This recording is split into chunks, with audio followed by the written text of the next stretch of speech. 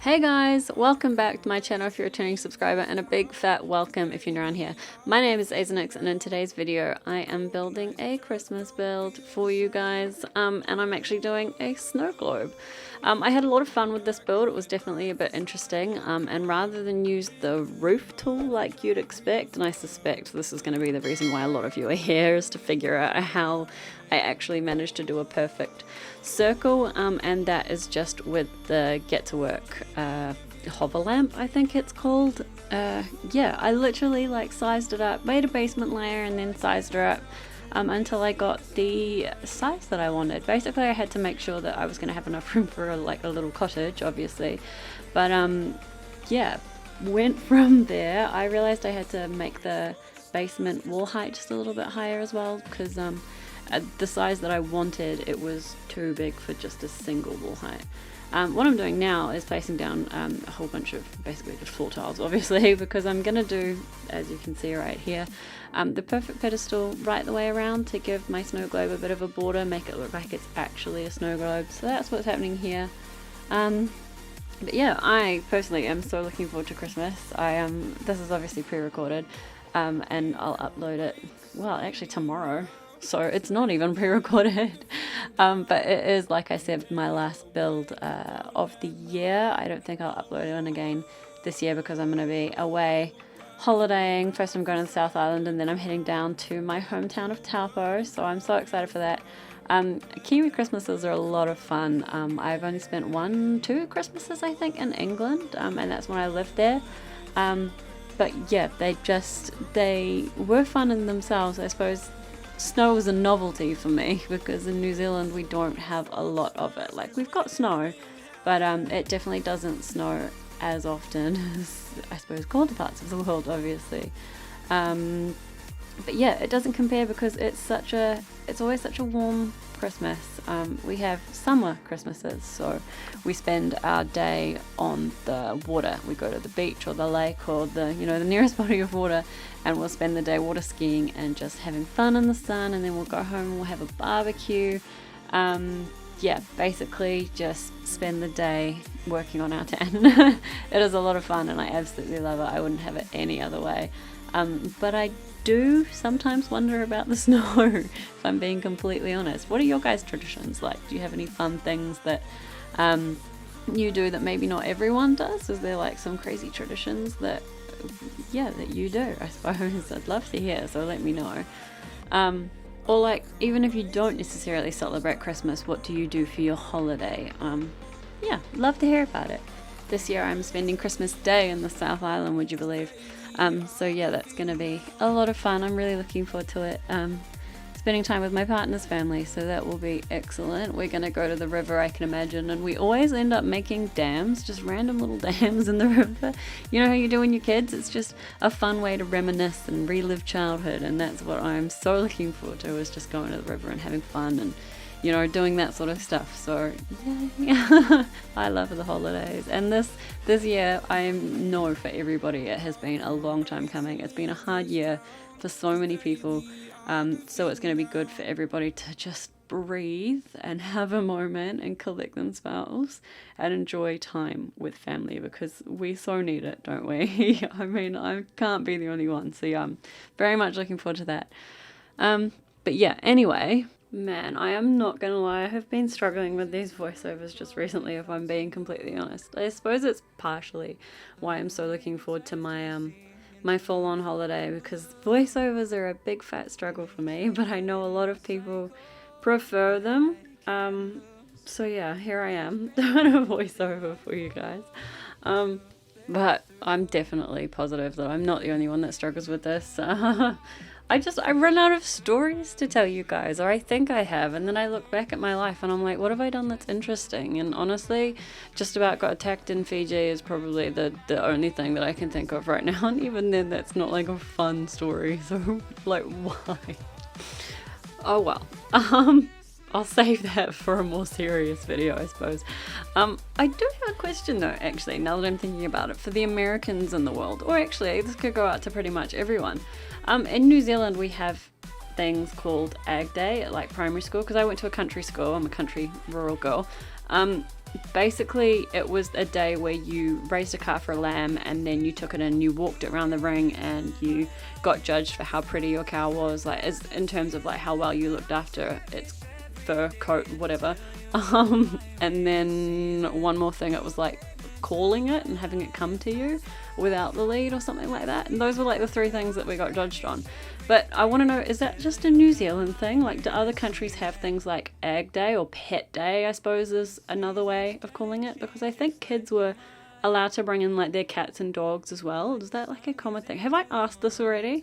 I'm not sure. I'm completely lost. But I really, really want to know. So tell me, do you guys have Ag Day? Because yeah, it was such a big part of my life growing up, and I want to know if other people got to experience the same thing. It's a lot of fun to me. I personally normally did calves, but there was the first year I ever did it. I did a sheep, and his name was Sean. It was Sean the sheep, obviously, because that's like I think it's a Kiwi cartoon. I'm not sure if it's other country cartoon. Basically it's this little sheep character, and he goes on all sorts of adventures and gets into all sorts of mischief. So like that was a bit of me at the time. I was like, hell yeah, I'm all for some Sean the sheep. So that's what I named my animal. So he was my first one. He did all right. And then I think after that I had a calf, and I've only ever had black calves, so they were Angus calves. And she was called Lily Allen, because obviously I was obsessed with Lily Allen at the time and just how crude her songs were. And as a kid, that was a lot of fun for me.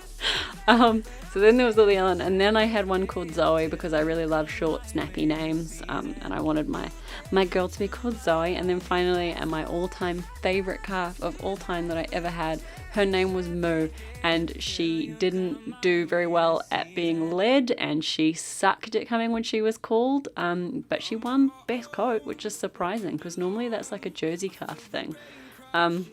Because Jersey calves, it's so easy to keep their coats so beautiful and shiny, and they genuinely are so beautiful and shiny like all the time. So it was weird for me having, an Angus calf that has normally got a lot, like her fur is a lot rougher, but I had it like nailed, because I spent so much time with this calf, man. Like I had so much time.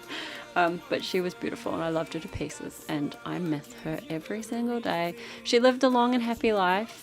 She had a calf, because originally I lived in Whakatane, but then when we moved to Taupo, she came with us, and she had a calf in Taupo, and I was a grandma for a while. But yeah, basically the calf hated me, but she was kind of like, oh yeah, no, you're mum, you're all good. But calves slowly, well, cows in general slowly become less friendly, because they're naturally very cautious of people. You know what I mean? But yeah, she was my baby, and I loved her forever. Like it got to the point where after her calf, my dad could actually go out into the paddock and then milk her into a cup and just drink it straight from the cup, and that was like a real novelty. I was just like, wow, it's that easy. He didn't even have to tie her up or anything. She just stood there and he milked her, and that was it. Then he'd come in with a hot cup of milk, drinking it, like, okay. Yeah, so that was my question. Basically, does anybody else have Ag Day, similar to that sort of a thing, where you raise a calf and do tricks with it and make it pretty, and yeah, I don't know, kind of like a beauty pageant, but for cows. I love it. They're like one of my favorite animals is cows. They're just beautiful. They've got pretty eyelashes. That's honestly, that's it. Pretty eyelashes and cute noses, that's for sure as well, because my god, are those noses cute. Anyway, I suppose I'll talk about the build for a second. Basically, I tried doing this build a few times, and by a few I just mean 2. This is the second attempt. I had started recording and I'd done like a full build, but it just wasn't pretty. I was like, what is this? I would honestly be ashamed to upload it. You know what I mean? I was just mortified. So we had a second attempt, and thankfully I really enjoyed doing this attempt. It looks a lot better. Originally, the house that I started doing was kind of like a typical classic cute little cottage, but then somehow it morphed into something more modern, what with, eco-living pack items and all that sort of stuff. So I just was like, I can't do both in this situation, especially because a Christmas house has got, a Christmas cottage has got to be cute and, traditional, classic, not modern. Modern doesn't go with you know, what I wanted for my snow globe. So we started again. We completely scrapped it and started again. Obviously kept the base ideas. I changed the layout of the house. I made it a bit bigger because it was a tiny house originally as well, like a micro house, I think. And that was really hard to fit everything in. At least with this one, it is still a tiny house. But because it wasn't micro, I was actually able to put more in it in terms of like a Christmas tree and Christmas decorations and whatnot. Like I could fit everything that I wanted to fit in easily enough, so that's what I did. You would have seen just a moment ago, and you'll be shown it again at the end. I've used the effect creator thingamawhatsit from the Get Famous pack to make it look like the inside of the snow globe. I can't say snow globe quickly, it's really difficult, okay? Don't judge me. Basically, I wanted to make it look like the inside of the snow globe was snowing and not so necessarily the outside. So what I used was I typed in effects into the search bar and the Get Famous effect pipe thing, mawhatsit, whatever it is, popped up. And yeah, I put that in and raised it up so that it was sort of just below the I suppose the top of the curve of the snow globe, the roof of the snow globe. Again, can't say snow globe. But yeah, from there sized it down using the tool mod, and yeah, made it all fit in, and I'm actually pretty stoked with how it's turned out. You should see not too far from now. I'm mostly in the decorating stage. Obviously now I'm finding some Christmas decorations and bits and pieces, but yeah, other than that, the house is pretty much done. I think I do a couple of last like landscaping things outside, and yeah. Obviously I finished the bathroom as well, because at the stage I haven't even started on that, so that's coming up too. And then you'll see how I did the snow effect, and I think the screenshots start at about 15 minutes and 10 seconds, so you can jump straight on ahead to those if you want, because I'm just about done talking. Yeah, thank you guys so very much for watching. I do really appreciate your views and your comments as always. Please do consider subscribing if you haven't already, it would mean a lot to me. And yeah, drop me a comment, let me know what you think. I hope you guys have a wonderful Christmas or holiday wherever you are in the world. Yeah, I suppose I will talk to you on the new year. Happy New Year. Yeah, see you soon guys.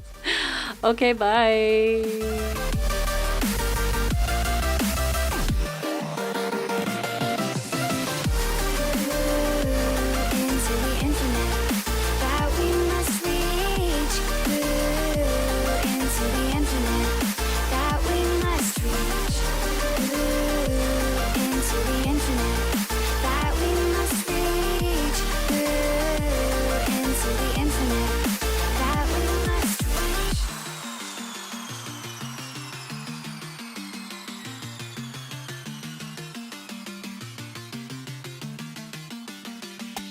Now which way do we go is the question to ask.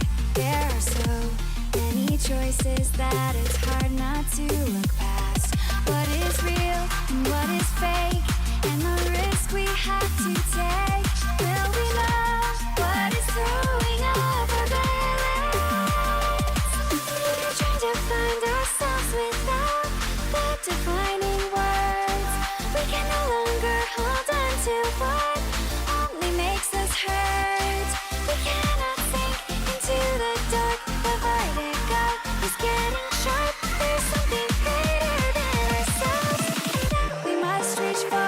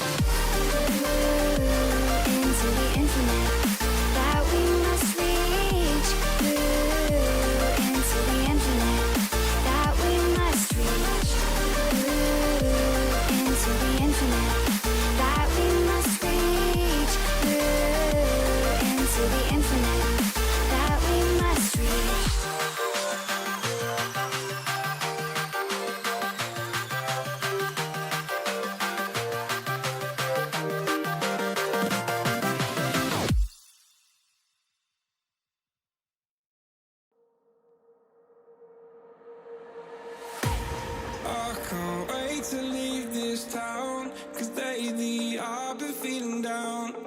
The cold nights just don't feel the same.